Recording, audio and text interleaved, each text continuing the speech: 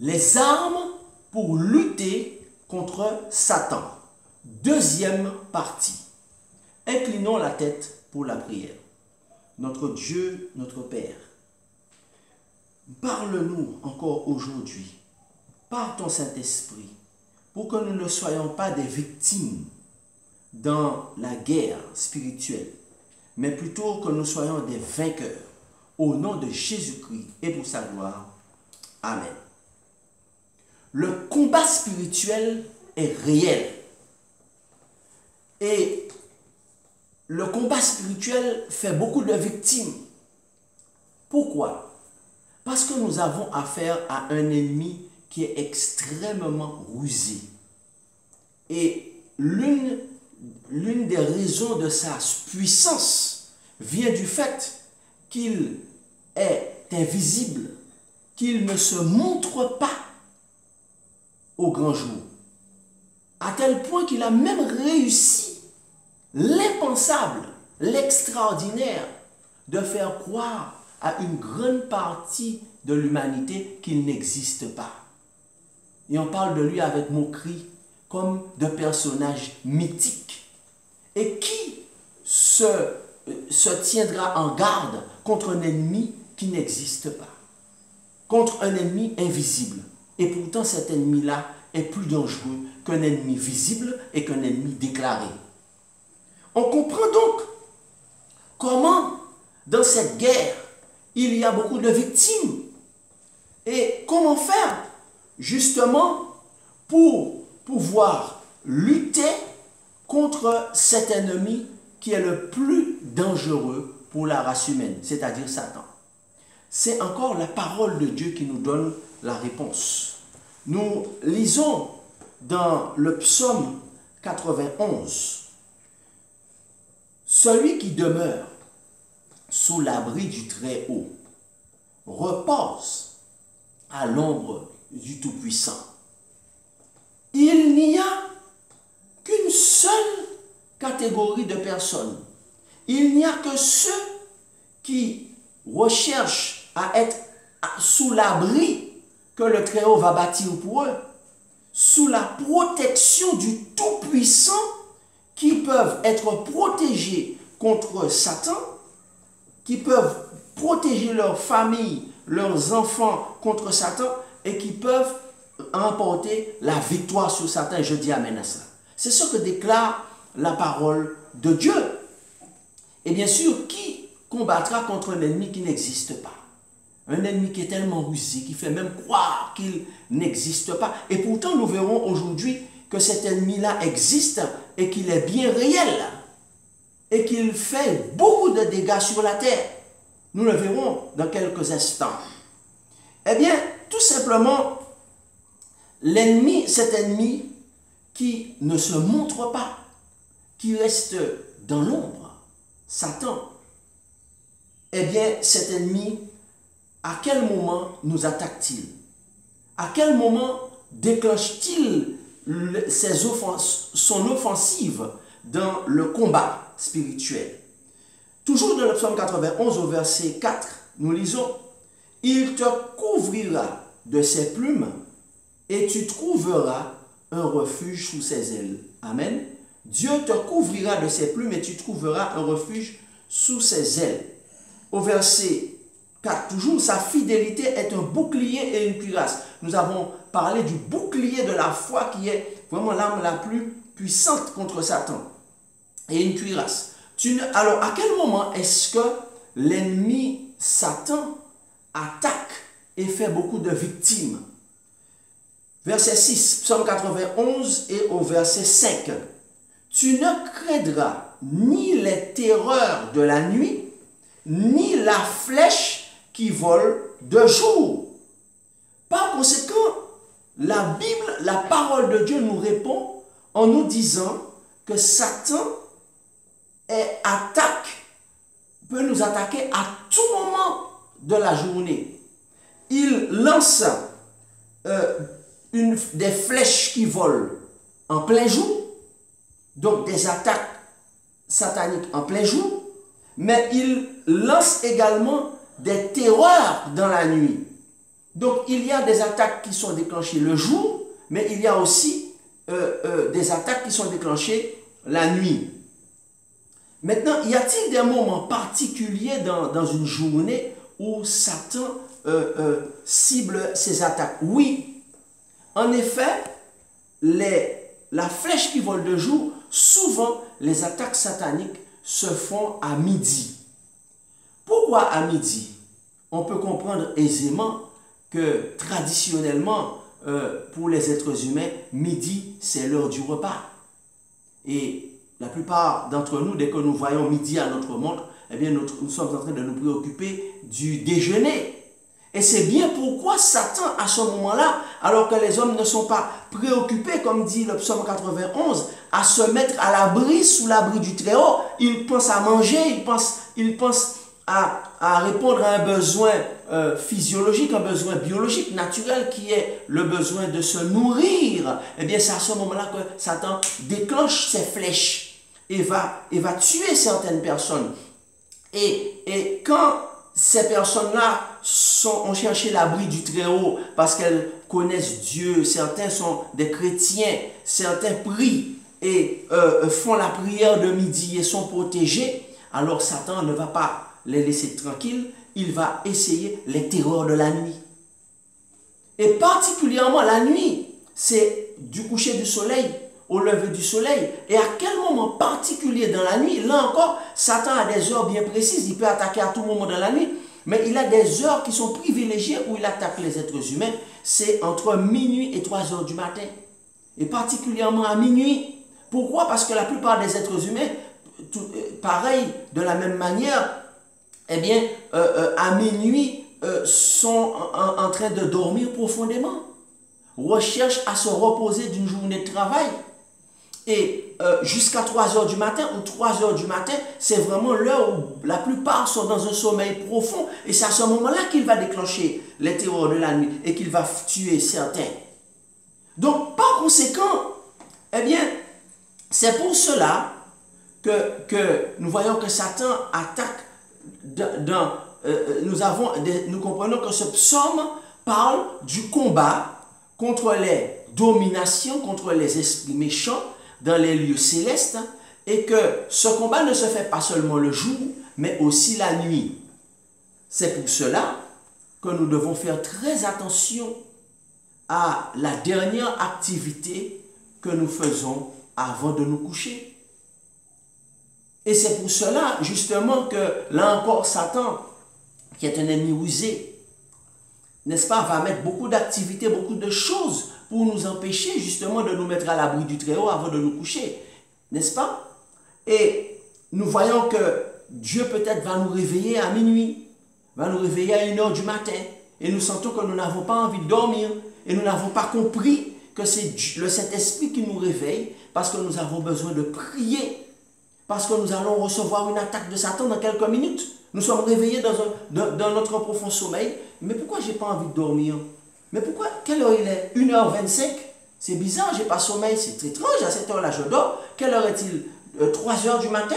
C'est bizarre, à cette heure-là je dors. Quelle heure est-il? Minuit? Pourquoi je ne dors pas à cette heure-là? Et qu'est-ce qu'on va faire? Eh bien, on va prendre son téléphone portable, on va surfer sur Internet, on va regarder des films à la télévision, et Satan envoie une flèche et nous tue.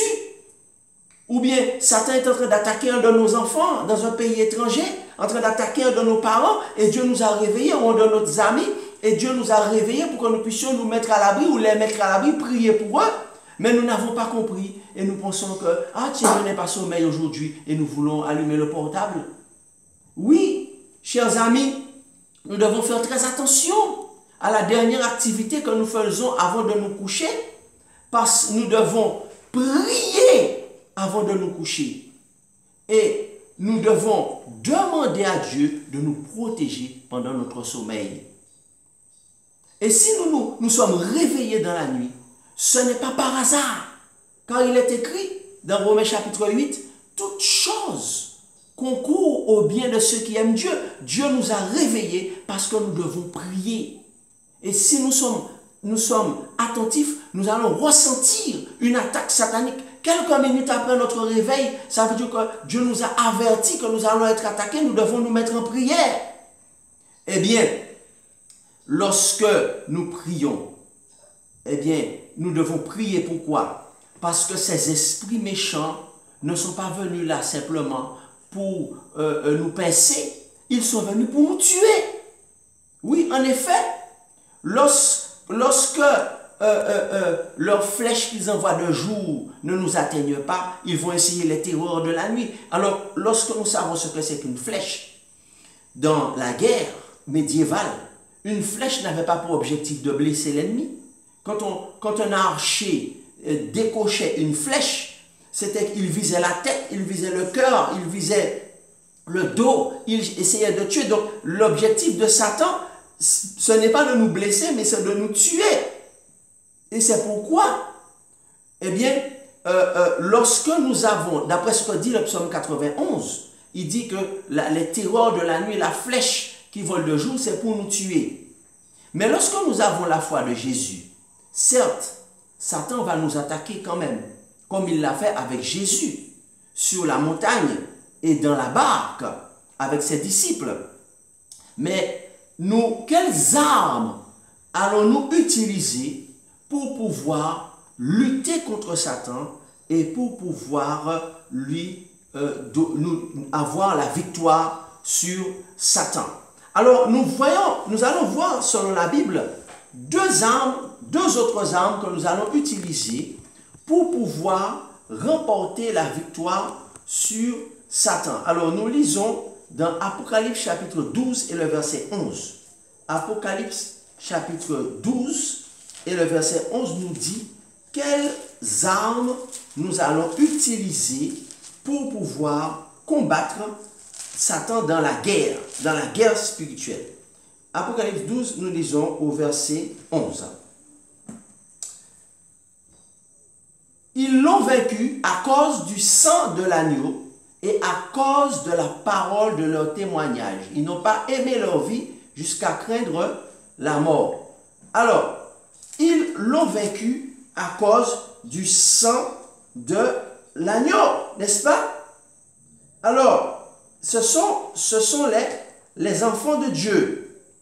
Ils l'ont vaincu à cause du sang de l'agneau. Donc cette arme, c'est le sang de Jésus-Christ. Le sang de Jésus-Christ est une arme redoutable contre Satan. Et beaucoup de personnes le savent, beaucoup d'autres ne le savent pas, qu'ils doivent utiliser le sang de Jésus-Christ contre les attaques de Satan. Et la deuxième arme, c'est le nom de Jésus-Christ. Et je dis amen à cela. Le nom de Jésus-Christ renferme de la puissance. Il y a de la puissance dans le nom de Jésus. Il y a de la puissance dans le sang de Jésus. N'est-ce pas? En effet, lorsque nous avons le nom de Jésus et le sang de Jésus, nous avons deux armes redoutables pour lutter contre Satan. Mais il y a aussi la foi de Jésus, nous l'avons vu également, c'est-à-dire la foi que Jésus avait en son Père, qui nous est donnée seulement par le Saint-Esprit, qui est une troisième arme redoutable contre Satan pour chasser les esprits méchants, n'est-ce pas? Alors, lorsque Satan nous attaque, n'est-ce pas? Eh bien, c'est lorsque dans la nuit, par exemple, nous dormons, ou même en pleine journée, et nous nous sentons oppressés, n'est-ce pas? Nous nous sentons oppressés, nous nous sentons en danger la nuit, nous sentons une atmosphère pesante pendant notre sommeil dans la nuit, dans la chambre, une atmosphère lourde, nous nous sentons mal à l'aise, nous sentons un sentiment presque de peur nous envahir, n'est-ce pas? Nous voulons ouvrir la bouche, mais nous sentons que notre langue est engourdie, notre langue est lourde, nous voulons dire Jésus, mais nous avons du mal à parler, n'est-ce pas? Eh bien, lorsque nous sentons ces choses, ou bien Satan nous attaque aussi d'un point de vue moral, parfois, eh bien, nous rêvons des attaques de mauvais esprits. Dans notre sommeil, nous voyons que nous sommes attaqués par des voleurs, par des mauvais esprits, par des bandits. ou bien nous sommes convaincus, n'est-ce pas, nous rêvons, n'est-ce pas, à des personnes que nous ne connaissons pas, n'est-ce pas, qui ne sont pas notre mari si nous sommes une femme, ou qui ne sont pas notre femme si nous sommes un homme, et nous rêvons que ces personnes-là sont en train de coucher avec nous, n'est-ce pas, lorsque nous dormons. C'est ce qu'on appelle des maris de nuit. Et tout cela, ce sont des attaques sataniques. Satan nous attaque, n'est-ce pas, directement, et il peut nous attaquer également du point de vue moral, avec des maris de nuit, n'est-ce pas, avec des femmes de nuit. Lorsque nous avons ce genre de rêve, où nous voyons que nous sommes en train de faire l'amour avec une femme qui n'est pas notre femme, ou un mari qui n'est pas notre mari, où nous sommes attaqués par des gens armés, nous sommes attaqués par des démons, nous ne devons pas rester pacifiquement et subir ce qui se passe. N'est-ce pas? C'est une attaque spirituelle. Et lorsque nous voyons cela, nous devons, n'est-ce pas, nous réveiller, nous mettre assis sur le lit ou debout et à haute voix, n'est-ce pas, nous devons chasser les esprits qui nous attaquent, parce qu'à ce moment-là, ils sont là. Parfois, ils sont déjà arrivés dans notre chambre. Ils sont dans notre entourage. Même si nous ne les voyons pas, ils sont là. Et nous devons dire, au nom de Jésus-Christ, je te chasse. N'est-ce pas? Va-t'en, sors de ma chambre. Au nom de Jésus-Christ de Nazareth, va-t'en. Le sang de Jésus sur toi. Le sang de Jésus. Le sang de Jésus. Et nous devons utiliser ces armes contre Satan. Va-t'en, sors de ma chambre au nom de Jésus-Christ. Sors de ma maison au nom de Jésus-Christ. Si nous restons tout simplement là à subir, n'est-ce pas, nous pensons que c'est notre imagination, mais nous nous sentons mal, nous avons peur, eh bien, c'est comme cela que beaucoup de personnes perdent la victoire. Et c'est pourquoi, eh bien, nous devons purifier notre maison avant d'aller dormir ou avant d'aller au travail. Nous devons purifier notre voiture. Nous devons purifier notre bureau en arrivant au bureau. Nous devons purifier nos enfants avec le sang de Jésus. N'est-ce pas? Ce que nous disons là, c'est biblique. Nous avons vu qu'ils l'ont vaincu avec le sang de Jésus. Le sang de Jésus est une arme redoutable, n'est-ce pas? Et ce n'est pas quelque chose de nouveau, puisque depuis à l'époque des enfants d'Israël, dans Exode chapitre 12, Dieu avait donné cette arme aux enfants d'Israël. Nous voyons dans Exode chapitre 12 et au verset 23, « Quand l'Éternel passera pour frapper l'Égypte et verra le sang qui représentait bien sûr l'agneau, c'est-à-dire Jésus-Christ qui allait être immolé, sur les linteaux et sur les poteaux, l'Éternel passera par-dessus la porte et il ne permettra pas aux destructeurs d'entrer dans vos maisons pour frapper. Vous observerez cela comme une loi pour vous et pour vos enfants à perpétuité. » Donc ce n'est pas nouveau. Jésus avait déjà donné à son peuple de l'ancienne alliance cette arme contre Satan. Mais comme Jésus n'était pas encore venu sur terre, alors c'était à la Pâque, il fallait mettre le sang d'un agneau sur le linteau. Mais maintenant Jésus est déjà venu sur terre. Donc ce n'est plus le sang d'un agneau, le sang d'un agneau, mais c'est le sang de Jésus, puisque Jésus est venu. Je mets le sang de Jésus sur ma maison, le sang de Jésus sur mes enfants, le sang de Jésus sur ma voiture, le sang de Jésus sur mon bureau. Pourquoi Jésus a dit de mettre le sang de Jésus sur les linteaux de sa porte, de sa maison? Ce n'est pas de la superstition, puisque c'est Jésus même qui a dit de le faire. Cela signifie que quand l'ange destructeur, quand l'ange de la mort voit le sang de Jésus qui a été placé par la foi sur votre maison, sur vos enfants, sur votre voiture, sur votre mari, sur votre femme, il passe au-dessus. Il passe au-dessus, alléluia. Dites, l'ange destructeur voit le sang de Jésus, il passe au-dessus. Dites avec moi, il passe au-dessus. Donc le sang de Jésus est une arme redoutable contre Satan.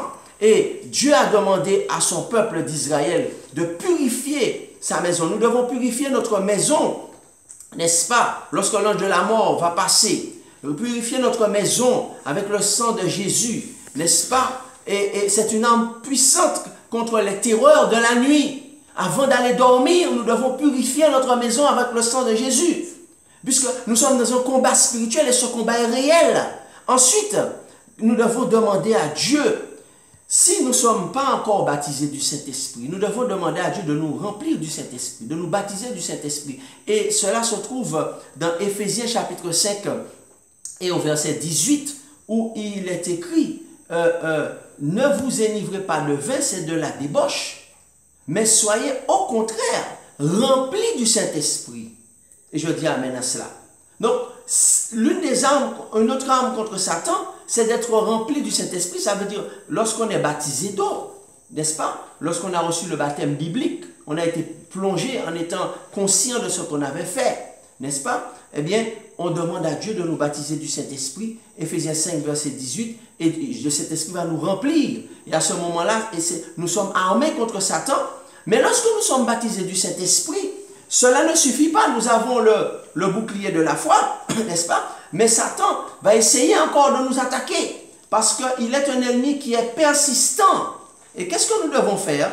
Alors nous lisons lorsque nous sommes baptisés du Saint-Esprit déjà, mais nous devons chercher chaque jour à faire quoi?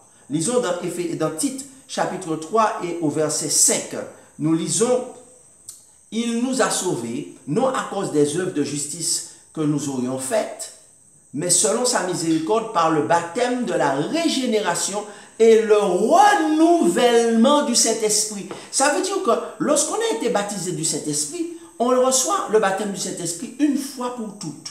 Parce qu'il est écrit dans Éphésiens chapitre 4, eh bien, il y a un seul Dieu, un seul Saint-Esprit et un seul baptême. Ça veut dire qu'on est baptisé d'eau, le baptême biblique, bien sûr, pas n'importe quel baptême, pas le fait de jeter de la farine sur quelqu'un ou jeter de l'eau. Non, baptême veut dire plonger. Lorsqu'on a été plongé dans l'eau, on a été baptisé. Et on est conscient, c'est un choix personnel. Eh bien, on est baptisé une seule fois. Jésus a été baptisé combien de fois? Jésus a été baptisé une seule fois, n'est-ce pas? Puisqu'il a été baptisé une seule fois dans la journée. On n'a pas vu plusieurs fois Jésus-Christ être baptisé dans le jour. Plusieurs fois, il a été baptisé une fois. Donc, il y a un seul baptême. Donc, il a été baptisé une seule fois du Saint-Esprit, du baptême d'eau, mais il a été baptisé aussi une seule fois du Saint-Esprit. Donc, il y a un seul baptême. Éphésiens chapitre 4. C'est la Bible, c'est la parole de Dieu. Donc, mais quand on a été baptisé une fois, on doit chercher à renouveler l'Esprit Saint en nous. N'est-ce pas? Parce que, eh bien, chaque jour, on a besoin de se soumettre au Saint-Esprit. Donc, il y a un seul baptême, mais le renouvellement du Saint-Esprit, c'est chaque jour. C'est ce qu'on voit dans Tite chapitre 3, verset 5. Il dit, le baptême, le renouvellement du Saint-Esprit. Renouveler le Saint-Esprit en nous, ça c'est une arme contre Satan, n'est-ce pas? Et ainsi nous aurons le bouclier de la foi. Et lorsque l'ennemi va envoyer des flèches, n'est-ce pas? Dans Psaume 91, nous serons protégés. Un bon soldat a besoin des armes pour se battre, afin de dire comme Paul, j'ai combattu le bon combat. Il y a beaucoup de chrétiens qui sont morts avant la date que Jésus avait fixée pour leur mort, soit par des accidents, soit par des cancers qui sont parfois des maladies spirituelles que Satan envoie, c'est-à-dire des flèches de jour en plein midi. N'est-ce pas? Il y a des cancers, des maladies spirituelles qu'on le reçoit parce que c'est une flèche qu'on a reçue en plein midi. N'est-ce pas? Ce n'est pas tous les cancers que l'on a, mais il y en a certains, c'est une flèche que quelqu'un a reçue en plein midi. Il y a beaucoup de chrétiens qui sont morts avant la date que Jésus avait choisie pour eux par des AVC. Pourquoi? Parce qu'ils n'avaient pas le bouclier de la foi. Ou la foi de Jésus, c'est la même chose. Ils n'avaient pas la foi de Jésus pour arrêter ces flèches. Qu'est-ce qui arrête les flèches? Ce n'est pas le bouclier de la foi. Puisqu'il est écrit dans Apocalypse chapitre 14 et verset 12 que ce sont seulement les saints, c'est-à-dire ceux qui ont reçu le baptême du Saint-Esprit, ceux qui ont été, le mot saint veut dire mis à part, qui marchent dans la sanctification, qui sont conduits par le Saint-Esprit, ce sont ceux-là seulement qui, n'est-ce pas, gardent les commandements de Dieu et ont la foi de Jésus, c'est-à-dire la foi qui peut arrêter les flèches de Satan. Et on comprend pourquoi certains chrétiens sont morts d'AVC, sont morts par des accidents avant la date de leur mort parce qu'ils n'avaient pas ces armes-là. Pourquoi? Parce qu'ils n'étaient pas attentifs à la voix du Saint-Esprit, qui leur parle comment le Saint-Esprit leur parle, par des rêves et des visions. Alors certains me diront, mais non, Dieu ne donne pas des rêves et des visions à tout le monde. Dieu ne donne pas des rêves et des visions à tous les croyants. D'ailleurs, tout a été dit dans la Bible. Tout a été écrit. Pourquoi est-ce que Dieu donnerait des rêves et des visions à tout le monde? N'est-ce pas? Certains me diront, mais moi je ne fais pas des rêves et des visions. Alors est-ce que ça veut dire que par là, je ne suis pas un saint? Que dit la parole de Dieu dans le livre du prophète Joël, au chapitre 2 et au verset 28?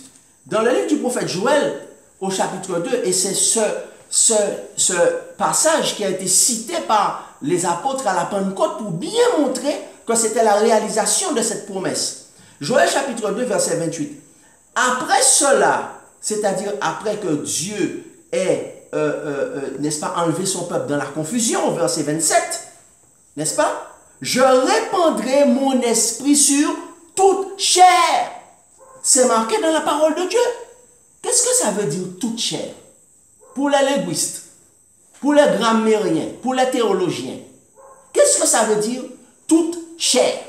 Analyse grammaticale. Je répandrai mon esprit sur toute chair. Vos fils et vos filles, pour être plus précis, prophétiseront. Vos vieillards. Donc, quand on parle de jeunes et de vieux, on ne parle pas de toute l'humanité. Auront des songes et des visions, même sur les serviteurs, même sur les servantes. Je répandrai mon esprit, je ferai des prodiges, etc., etc. Donc, par conséquent, le plan de Dieu, c'est de pouvoir répandre son esprit sur toute chair. Pourquoi? Justement pour nous aider dans le combat spirituel, je dis amen à cela. Et quand les enfants, les chrétiens n'étaient pas attentifs à la voix du Saint-Esprit qui leur parle par des rêves et des visions, eh bien ces chrétiens-là, ils ne croient pas, il y en a qui ne croient même pas aux rêves. Ils ne sont pas attentifs. C'est pour cela, lorsque le Saint-Esprit leur révèle un plan de Satan pour leur vie, ils oublient le rêve. N'est-ce pas? Ils ne sont pas attentifs. Et dans la journée, ils font des AVC, ils font des accidents et ils meurent. Mais, chers amis, nous soyons attentifs quand Dieu nous parle. Et si nous savons que nous oublions, écrivons et demandons à un homme ou une femme remplie du Saint-Esprit d'interpréter notre révélation. Parce que Dieu ne va jamais laisser un malheur nous arriver sans nous avoir parlé, pour que nous puissions le briser au nom de Jésus-Christ. Car les rêves et les visions sont aussi des armes puissantes contre ces esprits méchants.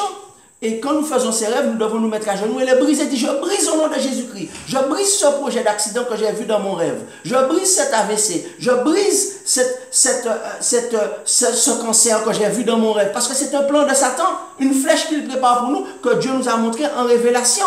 C'est pourquoi Jésus a dit aux disciples, passons à l'autre bord. Ça veut dire, allons à l'autre bord. Il a renvoyé la foule et il est allé à l'autre bord. Ça veut dire, séparons-nous de la foule. Sortons du milieu de la foule pour aller parmi les disciples, les saints, pour que nous puissions recevoir des messages du Saint-Esprit et remporter la victoire contre Satan. Passons à l'autre bord.